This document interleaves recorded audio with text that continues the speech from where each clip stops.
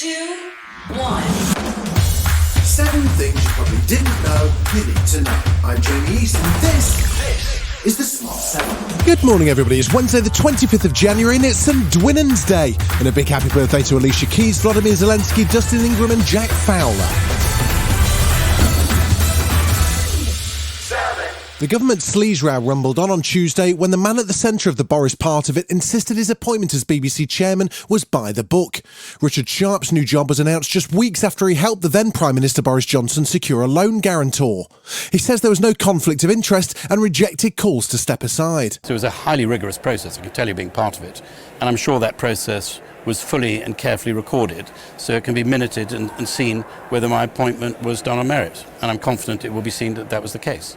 Meanwhile, speculations continuing to mount over Tory chairman Nadeem Zahawi's future after he admitted paying a penalty to the taxman when he was Chancellor because of a careless error to do with his father's shares in his business. Rishi Sunak defended appointing Zahawi, but has asked his independent ethics advisor to review the matter. Now, Conservative MP Caroline Noakes says he should stand aside temporarily. Sadly, this looks like a sort of hangover from Prime Minister's past, and I think that Nadeem needs to come clean on all of the questions that are being posed. But Shadow Foreign Secretary David Lammy is worried more serious problems are being forgotten about among all the controversy. Well, I think that we should be dealing with the cost of living crisis. We should be dealing with the fact that teachers are now going on strike. These are the important issues that certainly my constituents care about. So, of course, it's a huge distraction. A report has highlighted serious failings in how the probation service handled Zara Alina's killer. Jordan McSweeney had a history of violence and a string of convictions, but wasn't treated as high risk. He sexually assaulted and murdered the 35-year-old in East London in June, just 9 days after his release from prison. At that time, his licence was revoked, but he wasn't immediately recalled. Speaking to Sky News, Chief Inspector of Probation Justin Russell outlined several failures. Jordan McSweeney's case wasn't handed over from the prison to the probation service until only 9 days before his release, and therefore he went out with a risk assessment that was out of date and was never corrected. Zara's aunt says probation officers have blood on their hands. Policing Minister Chris Phillips says changes are being made. These cases are thankfully extremely rare, but when they happen, they are truly heartbreaking. That's why all of the recommendations made by the inspector are being adopted. The Foreign Office has confirmed the death of 2 British volunteers who'd gone missing in Ukraine. Chris Parry and Andrew Bagshaw were killed whilst trying to evacuate civilians from the city of Soledar.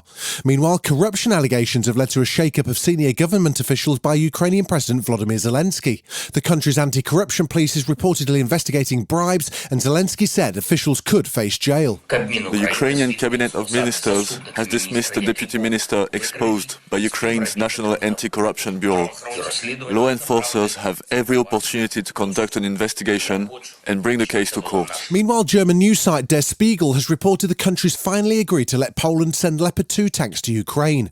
Ukrainian former professional boxer Vladimir Klitschko explained why they need the extra protection. We defend ourselves against the Russian army, and we want our country back, nothing else. Anyone who claims that Russian territory could be attacked with Leopard tanks plays the game of Russian propaganda. Ticketmaster's been getting a grilling from the US Senate over multiple software attacks that disrupted the sale of Taylor Swift's 2023 concert tickets. In a written statement, the Californian company explained how its systems had been targeted by bots used to illegally obtain tickets. Its systems couldn't cope, leaving thousands of fans disappointed they couldn't buy seats. Ticketmaster accounts for 70% of ticket sales in the United States, and Senator Richard Blumenthal criticised the company for trying to shift the blame on the singer. Ticketmaster had the temerity to imply that debacle involved in pre-ticket sales was Taylor Swift's fault. And may I suggest respectfully that Ticketmaster ought to look in the mirror and say, I'm the problem. It's me. Still to come on the Smart 7, the luck of the Irish strikes the Oscar nominations and an exclusive look into The Last of Us. Right after this. Welcome back. Tuesday saw another Premier League club putting an up for sale sign, as fresh from sacking manager Frank Lampard, Everton owner Farhad Moshiri is selling the club. Meanwhile, Tuesday night saw the first of this week's Carabao Cup semi-final first legs. Southampton hosted Newcastle as both teams looked to end domestic trophy droughts. In the end, a red card for Southampton and a single goal for Newcastle saw Eddie Howe's men set up nicely for the return to St James's Park. Well, we're pleased to win the game. That was our aim before the match. But we know with the 1-0 scoreline's delicate, nothing's decided. Southampton are a very good team. They showed today they've got quality. So we go to next week with our fans behind us and hopefully they can make the difference. Just 2 episodes in and we're learning that no one's safe in HBO's post-apocalyptic horror series The Last of Us. The latest instalment saw Joel, played by Pedro Pascal, and Anna Torv as Tess, successfully bring Ellie, who's immune to the infection that's ravaged humanity, to the drop-off location. And in a special episode of our very own Dragoncast podcast, available wherever you get your podcasts, series creator Craig Mazin provided some relief on whether a certain socialite survived the outbreak. The infection hit in 2003. Is Paris Hilton okay?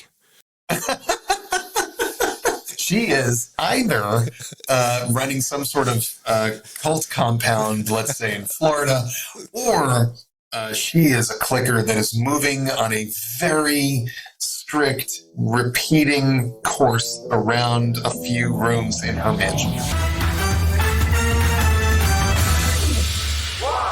Sci-fi fantasy Everything Everywhere All at Once leads the nominations for this year's Oscars with 11. The shortlist also includes Best Picture nods for the Top Gun and Avatar sequels.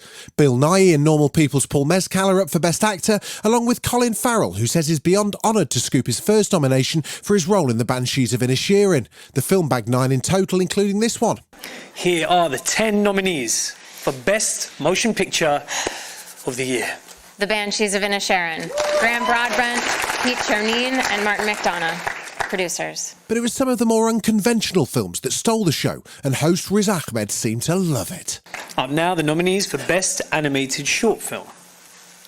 My Year of Dicks and An Ostrich Told Me the World is Fake and I Think I Believe It.